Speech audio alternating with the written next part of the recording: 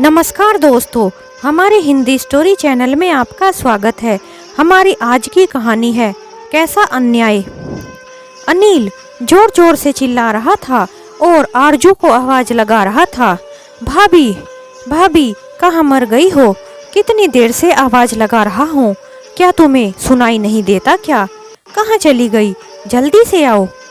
यह कहकर एक जोरदार चांटा अनिल ने आरजू की गाल पर जड़ दिया। अनिल ने इतनी तेज चांटा मारा कि आरजू जमीन पर गिर पड़ी और चांटे की आवाज इतनी तेज थी कि घर के सभी लोग भी बाहर आ गए थे। आरजू, क्या हुआ? अनिल, मुझसे क्या गलती हो गई है? तुमने मुझे चांटा क्यों मारा? मैंने आपसे कहा था कि आज मुझे अपने कॉलेज की पार्टी में जाना है, इसलिए मेरे कपड़ों को प्रेस करके रख देना, लेकिन आपसे तो कोई भी काम होता ही नहीं है। अब मैं क्या करूं? पूरा दिन घर में घूमती फिरती हो, थोड़ा बहुत खाना बना लेती हो और घर में करती ही क्या हो? जो कोई काम तुम्हें बताया जाता है आपसे तो वह भी नहीं होता है। भैया तो चले गए हैं और इस आफत को हमारे सर पर बैठा कर चले गए हैं। यह हमारे गले पड़ गई है। अनिल, अभी कर देती हूँ प्रेस। अनिल माजी की तबीयत अचानक से खराब हो गई थी। मैं उन्हें दवाई देने में लग गई थी, इसलिए मैं तुम्हारे कपड़ों पर प्रेस करना भूल गई थी। लेकिन कोई बात नहीं, मैं अभी कर देती हूँ। थोड़ी देर लगेगी, बस आप मुझे 2 मिनट दे दीजिए। शशि जी बोली, बोल तो ऐसे रही है जैसे पूरा दिन मेरी ही सेवा में लगी रहती है। मेरा कोई नाम क्यों ले रही है? यह क्यों नहीं कहती कि खाना खाकर सो गई थी इसलिए भूल गई?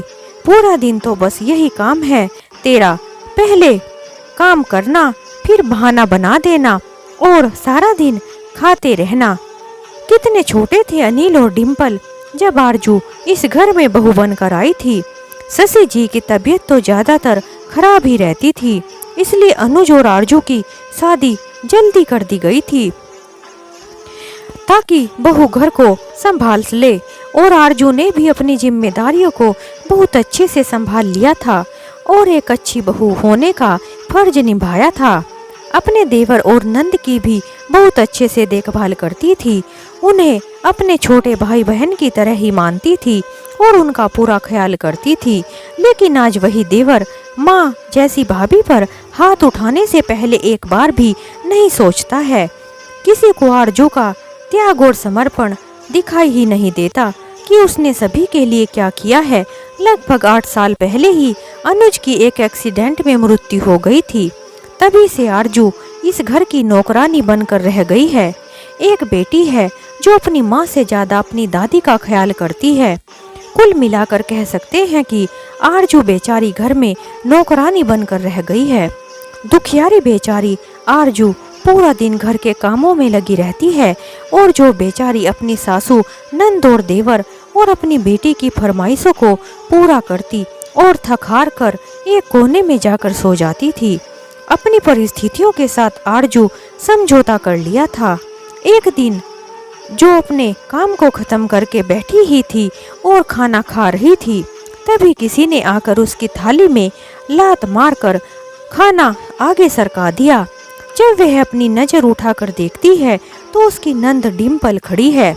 वह गुस्से में आरजू को देख रही थी और कहने लगी कि जब देखो बस रोटियां ही तोड़ती रहती है।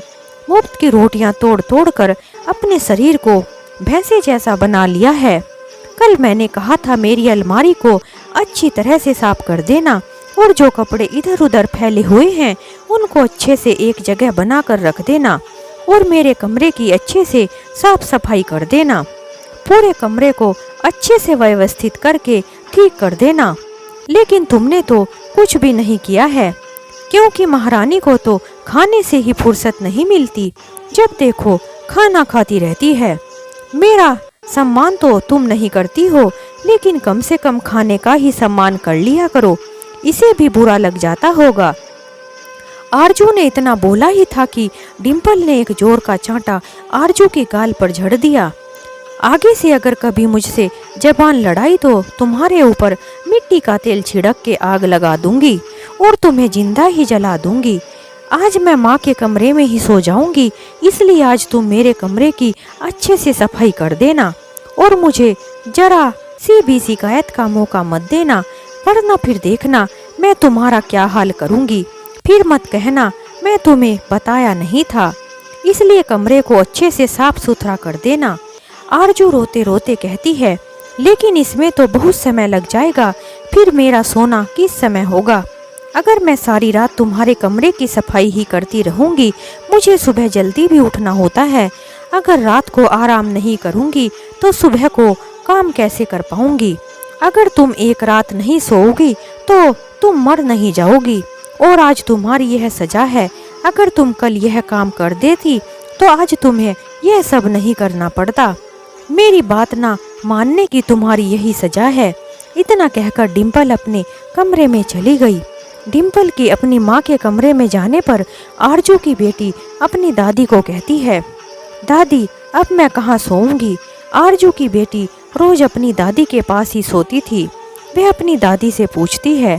शशि जी कहती हैं, आज तो मेरे पास मेरी बेटी सोएगी, आज तुम अपनी माँ के पास जाकर सो जाओ। खुशी अपनी माँ के पास उसके कमरे में जाती है, लेकिन उसकी माँ कमरे में नहीं थी, तो अपनी नंद के कमरे में सफाई कर रही थी और सफाई करते करते अपने स्वर्गवासी पति अनुज को कह रही थी, आप तो मुझे छोड़कर चले गए हो और यहाँ मुझे तिल तिल कर मरना पड़ रहा है। मुझे रोज खरी खोटी सुनाई जाती है। मैं तो सिर्फ अपनी बेटी खुशी के लिए ही जिंदा हूँ और उसी के लिए सब कुछ सुन भी लेती हूँ और सभी के रूखे व्यवहार को भी बर्दाश्त कर रही हूँ। सभी लोग मुझे सुबह से शाम तक बस सुनाते ही रहते हैं। मैं यह सब अपनी बेटी के लिए ही सह रही हूँ। अच्छा होता आप मुझे भी अपने साथ लेकर चले जाते। आपको पता है कि हमारी बेटी खुशी भी मुझसे बात नहीं करती है, लेकिन मुझे इस बात का कोई दुख नहीं है, क्योंकि शायद इसी वजह से इस घर के सभी लोग खुशी से प्यार करते हैं। अगर मुझसे दूर रहकर उसकी जिंदगी अच्छी गुजरती है, फिर तो वह मुझसे दूर ही अच्छी, वरना मेरे साथ साथ यह लोग उसे भी घर की नौकरानी बनाकर रख देते।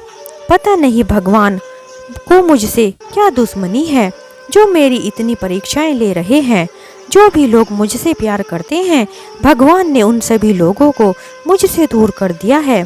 पहले मेरे पति मुझसे दूर चले गए हैं और फिर मेरे पिताजी भी मुझसे दूर चले गए हैं, पर यह सब मैं सह लूंगी, क्योंकि हमारी बेटी के भविष्य का सवाल जो है वह एक बहुत बड़ा वकील बनना चाहती है। मैं उसे बहुत बड़ा वकील बनाऊंगी, उसे खूब पढ़ाऊंगी लिखाऊंगी। मैंने अपने सारे गहनों को बेचकर उसका एडमिशन भी करवा दिया है, लेकिन यहाँ पर भी उसकी दादी जी ने उसे बोला है कि तुम्हारा एडमिशन तुम्हारे चाचा जी ने करवाया है। लेकिन कोई बात नहीं है, नाम किसी का भी हो, मुझे तो अपनी बेटी की पढ़ाई से मतलब है। एक बार मेरी बेटी अपने जीवन में कुछ बन जाए और अपने पैरों पर खड़ी हो जाए, फिर मैं भी आपके पास ही आ जाऊंगी। फिर मुझे यहाँ रहने की कोई ज़रूरत नहीं है। मेरी बेटी अपने आप को फिर अच्छे से संभाल लेगी, उसे मेरी ज़रूरत भी नहीं पड़ेगी। अगले दिन जब डिम्पल अपने कमरे में आती है तो देखती है कि उसका कमरा बहुत अच्छे से चमक रहा है और उसकी भाभी कुर्सी पर बैठी बैठी सो गई है।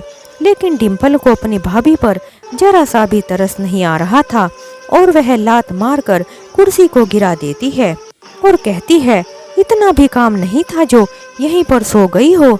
अब जल्दी से उठ जाओ और मेरे लिए एक अच्छी सी चाय बनाकर ले आओ। और जो वहाँ से उठकर रसोई में आरजू वहाँ से उठकर रसोई में चाय बनाने के लिए चली जाती है। तभी शशि जी की आवाज़ आती है, आरजू मेरी पूजा की थाली कहाँ है? और अनिल की आवाज़ आती है, भाभी मेरा नाश्ता बना कि नहीं, कितनी देर हो गई है।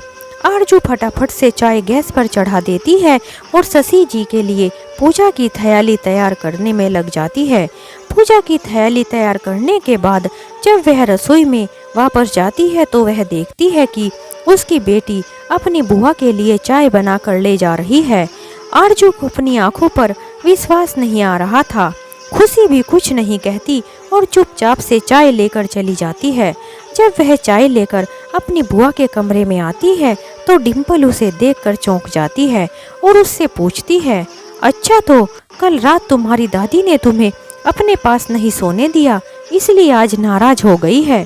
खुशी कहती है, बुआ जी अगर मैं आपके लिए चाय लेकर आई हूँ तो आपको इसमें मेरी नाराजगी कहाँ नजर आ रही है? क्या मैं आपके लिए चाय नहीं ला सकती? नहीं ला तो सकती है, लेकिन मुझे ऐसा लग रहा है कि तू अपनी मम्मी की मदद कर रही है। क्यों, सही कहा ना मैंने? ताकि तू अपनी दादी को गुस्सा दिला सके, इसलिए ऐसा कर रही है। खुशी कहती है, बुआ जी क्या अपनी माँ की मदद करना बुरी बात है? क्या मैं अपनी माँ की मदद नहीं कर सकती? हाँ, नहीं कर सकती। अगर माँ तुम्हारी मम्मी जैसी हो तो मदद नहीं करनी चाहिए। तुम्हारी मम्मी तो एक नंबर की कामचोर औरत है, इसलिए उसकी मदद तो बिल्कुल भी नहीं करनी चाहिए। एक बार जो उसकी मदद कर देता है फिर तो वह सारे काम उसी से करवाती है। खुशी अपनी बुआ की बातों का जवाब नहीं देती और वापस रसोई में जाकर अपनी माँ की मदद करने लगती है। जब खुशी की माँ सब्जियाँ काट रही थी तो वह गैस पर चढ़ाई हुई सब्जियों को घुमाने लगती है। उसके बाद खुशी प्याज वगैरह काटती है। जो आटा निकाल कर आरजू ने रखा था वो खुशी उस आटे को बनाने लगती है, लेकिन आरजू खुशी पर चिल्लाते हुए कहती है, यह क्या कर रही हो? तुम इन सब कामों में अपना समय क्यों बर्बाद कर रही हो? तुम अपनी पढ़ाई पर ध्यान क्यों नहीं देती? पूरा समय अपनी पढ़ाई पर लगाओ, घर के कामों को करने के लिए मैं हूँ ना। मम्मी आप मेरी पढ़ाई की चिंता मत कीजिए, मैं अपनी पढ़ाई भी बहुत अच्छे से कर लूँगी। यह कहकर वह वापस आटा बनाने लग जाती है। इस बार आरजू उसे खींचकर वॉश बेसिन के पास ले गई और उसके हाथों को धोकर कहने लगी, चुपचाप यहाँ से चली जाओ और ज़्यादा माँ से चिपकने की कोई ज़रूरत नहीं है। अपने कमरे में जाकर अपनी पढ़ाई करो और बस अपने ही काम पर ध्यान दो। मेरे बारे में सोचने की ज़रूरत नहीं है, मैं अपना काम अच्छे से कर सकती हूँ। आई बड़ी माँ की मदद करने वाली। आरजू के इस व्यवहार को देखकर उस समय तो खुशी वहाँ से चली जाती है, लेकिन वह अपनी माँ की मदद करना बिल्कुल भी बंद नहीं करती। खुशी जब अपनी माँ की मदद करती है तो उसके घर वाले उसके पीछे पड़ जाते हैं। फिर एक दिन आरजू खुशी को एक जोर का चांटा लगाती है क्योंकि वह घर में पोछा लगा रही थी। किसने कहा तुझे यह काम करने के लिए? जब तक मैं तुझसे दूर रहना चाहती हूँ तो तू क्यों मेरे पीछे पड़ी रहती है? क्योंकि मम्मी मैं आपकी बेटी हूँ, आज के बाद से मेरे पास मत आना। उसे देखकर शशि जी बोली, मैंने कहा था ना खुशी बेटा यह ऐसी ही है, पर न जाने तुझे अचानक क्या हो गया था। तू अपनी मम्मी की इतनी हमदर्द क्यों बनने चली थी? आजा मेरी बच्ची, मेरे पास आजा। यह औरत किसी के प्यार के लायक है ही नहीं। खुशी को उसकी दादी अपने कमरे में ले जाती है, लेकिन खुशी तो फिर भी अपनी माँ के ही इर्द गिर्द घूमती रहती है और जो उसे देखकर हैरान हो रही थी, आखिर इसे हो क्या गया है? यह मेरी तरफ ही क्यों देखती रहती है और मेरे कामों में क्यों हाथ बटा रही है? एक दिन आरजू को बड़ी तेज बुखार हो रहा था, लेकिन बुखार में वह घर के सभी कामों को कर रही थी। दोपहर का खाना बनाने के बाद आरजू जो अपने कमरे में जाकर लेट जाती है, लेकिन बुखार तेज होने के कारण सो जाती है। थोड़ी देर के बाद उसके माथे पर एक ठंडी ठंडी छुअन का एहसास होता है, जिससे आरजू की आंख खुल जाती है और वह देखती है कि खुशी बैठी हुई उसके माथे पर पानी की पट्टियां रख रही है।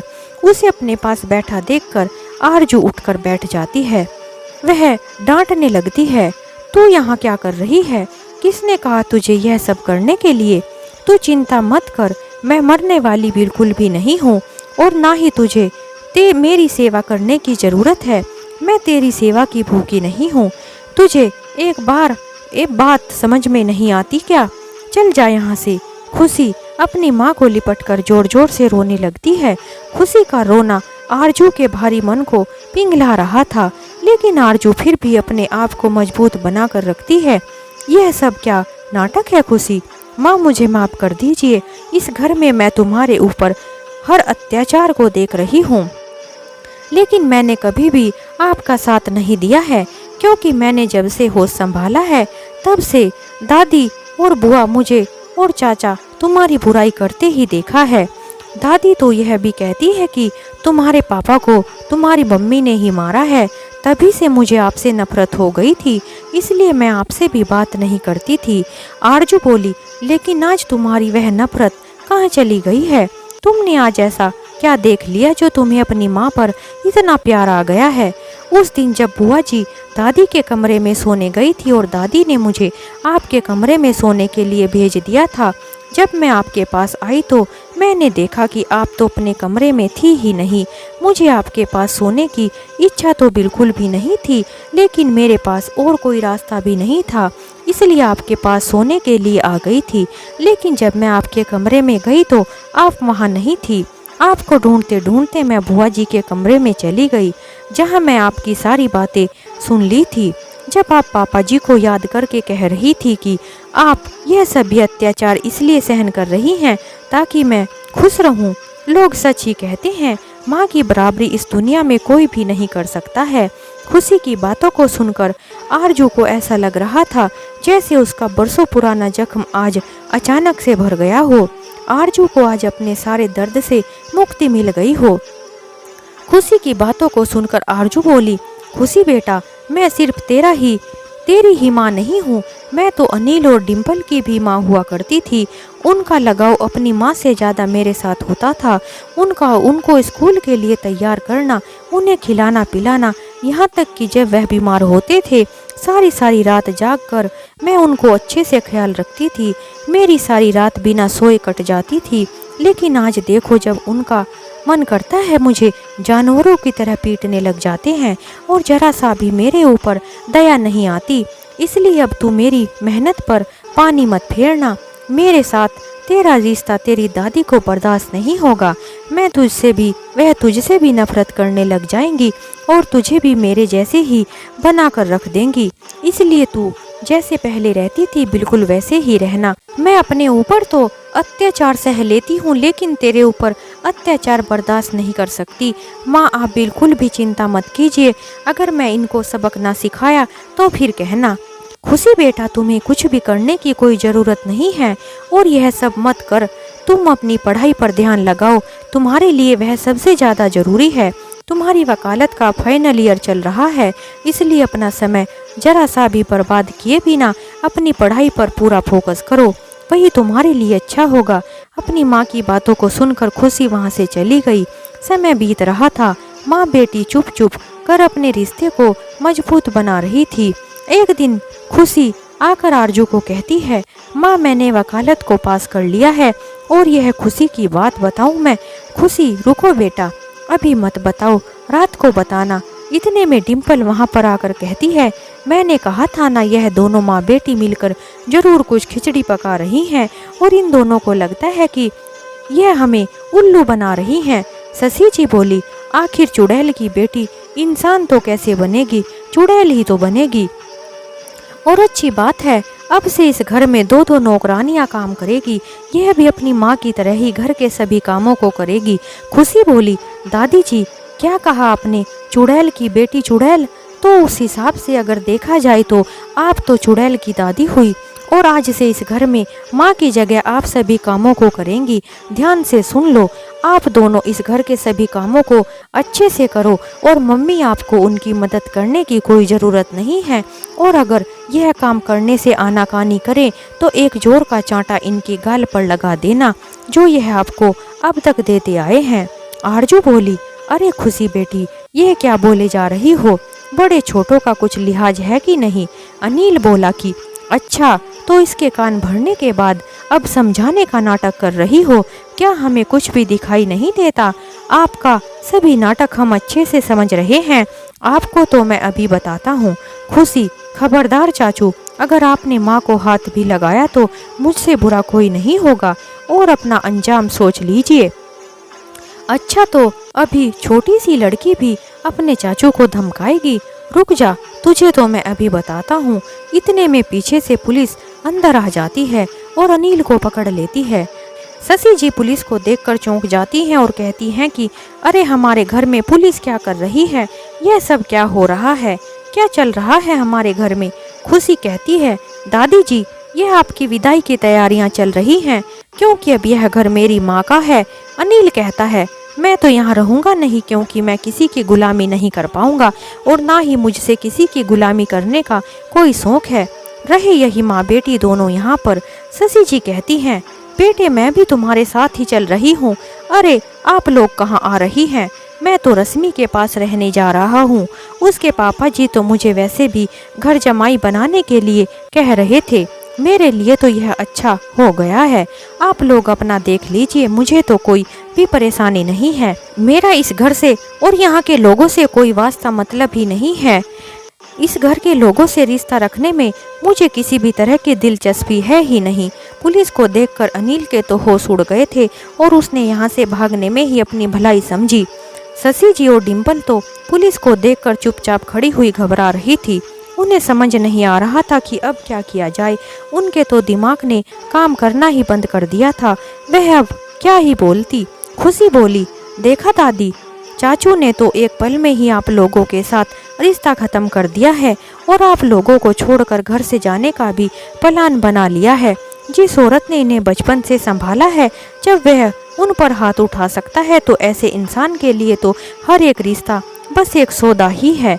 अब आप लोगों का क्या कहना है? यहाँ रहकर मेरी माँ की सेवा करेंगी या सड़कों पर रहेंगी? अपनी बेटी की बातों को सुनकर आरजू बोली, खुशी बेटी, यह कैसी बातें कर रही हो? मुझे किसी की सेवा लेने की कोई ज़रूरत नहीं है, ना ही मुझे किसी को घर से निकालना है। आखिर यह लोग कहाँ जाएंगे? बेटी, हम दूसरों की मजबूरी का फायदा नहीं उठाते हैं। तू भी अब यह सब छोड़ दे। हम सभी लोग इसी घर में रहेंगे। बस अब इन्हें मैं अपना परिवार नहीं बनाऊंगी।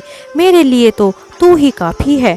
खुशी बोली, देख दादी, तुम लोगों ने मेरी माँ के साथ कितना गलत व्यवहार किया है, लेकिन फिर भी मेरी माँ तुम लोगों के साथ कुछ भी गलत नहीं करना चाहती है और मेरी माँ से तुम लोगों का दुख देखा नहीं जा रहा है। लेकिन एक बात याद रखना, आपने जो कुछ भी किया है उसको इसी जन्म में भोगना पड़ेगा और जो इंसान गलत करता है उसको अपने किए का फल इसी जन्म में भुगतना ही पड़ता है। मेरी माँ ने तो आप लोगों को छोड़ दिया है, लेकिन भगवान आपको आपकी किए की सजा जरूर देगा। थोड़े दिनों के बाद अनिल घर वापस आ जाता है और अपनी माँ के पैरों में गिरकर कहता है, माँ, मुझे माफ़ कर दो। मुझे पता चल गया है जहाँ अपनों का साथ नहीं होता वहाँ तो लोग इंसान को कुत्ता ही बना देते हैं। रश्मि के घर में तो मैं बस उसके पापा के लिए उसके पालतू कुत्ता बनकर ही रह गया था। बात बात पर मेरे ऊपर हाथ उठाते थे। मुझे अब वहाँ नहीं रहना है। शशि जी बोली, लेकिन अनिल बेटा, तू भी तो अपनी भाभी के साथ ऐसा ही करता था। अब पता चला। जा यहाँ से। एक पल में अपनी माँ और बहन को छोड़कर चला गया था। आज अगर तेरी भाभी ना होती तो हम दोनों माँ बेटी सड़कों पर धक्के खा रहे होते और ना जाने कहाँ कहाँ भटक रहे होते। तेरी भाभी ने तो तुझे भी कितना बड़ा किया है और आज तो तू इस मुकाम पर है। तेरी भाभी की वजह से ही है। तुम्हारी भाभी ने तुम्हारी माँ की तरह सेवा की है, माँ की तरह ही पाल पोस कर बड़ा किया है, लेकिन तू तो उसके ऊपर भी हाथ उठाता था। जरा सी भी दया नहीं आती थी। और चला जा यहाँ से और कभी वापस मत आना। पीछे खड़ी हुई उसकी भाभी यह सभी बातें सुन रही थी, लेकिन फिर भी वह किसी को भी माफ नहीं कर पाती और एक ही घर में रहते हुए भी अजनबियों की तरह रहती है और उनके साथ अजनबियों की तरह ही पेश आती है। उनके साथ उसने अपने सभी रिश्ते खत्म कर दिए थे। अब तो वह अपनी बेटी के साथ ही रहती है। आरजू की बेटी पढ़ लिख कर एक बहुत बड़ी वकील बन गई थी। अब तो उसका अच्छा खासा नाम भी हो रहा था। बड़े बड़े वकीलों में उसका नाम आता था और जिस भी केस को वह पकड़ती थी उसे बहुत अच्छे से सुलझा भी देती थी और जीत भी जाती थी। खुशी बहुत ही समझदारी से अपने मामलों को संभालती थी। अब तो खुशी और उसकी माँ का जीवन बहुत अच्छे से गुजर रहा था। दोनों माँ बेटी मिलकर खुशी खुशी रहती हैं। उसकी दादी और बुआ जी और चाचा से अब उनका कोई वास्ता नहीं था, क्योंकि उनके साथ उनकी सोच ही नहीं मिलती थी। खुश नसीब हैं वो लोग जो आपको भाभी का प्यार मिला और खुशियों भरा संसार मिला। दोस्तों के जैसा आपको संसार मिला। हम तो ठहरे अकेले भाई, इसलिए देवर भाभी जैसा कोई किरदार ना मिला। तो दोस्तों इस तरह हमारी यह कहानी समाप्त होती है। अगर आपको हमारी कहानी थोड़ी भी अच्छी लगी हो तो हमारे चैनल को लाइक करें, शेयर करें और सब्सक्राइब करें और हमें कमेंट में ज़रूर बताएं कि आपको हमारी कहानी कैसी लगी। हमारी कहानी सुनने के लिए आप सभी का बहुत बहुत धन्यवाद। एक नई कहानी के साथ हम आपसे फिर मिलते हैं।